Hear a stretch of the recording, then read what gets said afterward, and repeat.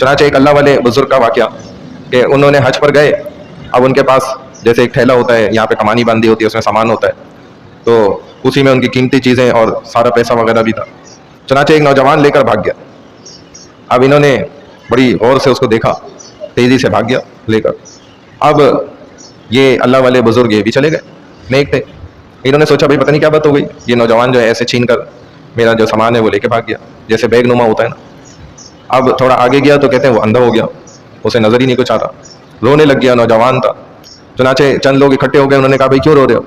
तो कहा कि मुझसे गलती हो गई, मैंने इस फलाने कोई बंदा उसकी जो है मैंने ये बैग जो है चुरा लिया, उसमें सामान है, अब मुझे नज़र ही कुछ नहीं आ रहा, अंधा हो गया। तो उन्होंने कहा किस जगह पे आपने ये चुराया था? तो बताया फलाना हजाम की दुकान के पास।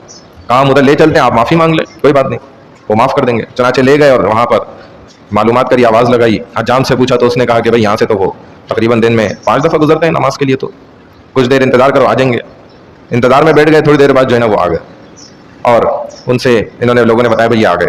अब वो नौजवान जो है माफ़ी मांगने लगा और कहने लगा मुझसे गलती हो गया, मुझे माफ़ कर दें। तो अल्लाह वाले ने बड़ा अजीब जवाब दिया, फरमाने लगे भाई मैं तो तुम्हें उसी वक्त माफ़ कर दिया था।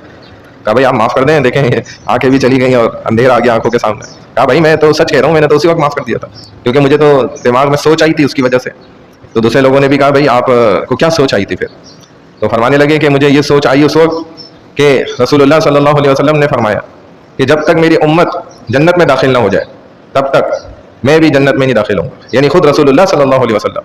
तो फरमाते मुझे सोच आई कि ये अब मेरा भी ये चोरी का मुकदमा और मामला होगा, मैं ये भी लेके बैठ जाऊंगा और रसूलुल्लाह सल्लल्लाहु अलैहि वसल्लम को मेरी वजह से जन्नत में जाने से देर हो जाएगी, लिहाजा मैंने तो माफ़ कर दिया, मैंने तो मामला साफ कर लिया।